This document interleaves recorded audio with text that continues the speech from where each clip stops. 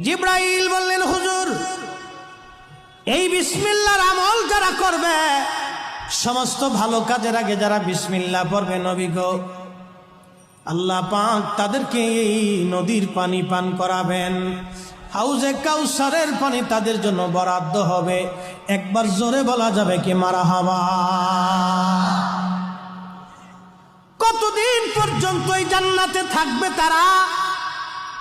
কোরআন শরীফ সাক্ষী দিচ্ছে, আমার আল্লাহ পাক বলতেছেন, খালিদিনা ফিহা আবাদা।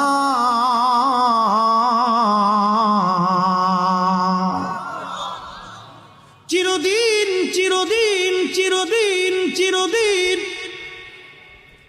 চিরদিন ওই জান্নাতে তারা থাকবে। আল্লাহ বলেন, রাদিয়াল্লাহু আনহুম ওয়া রাদু আনহু, যালিকা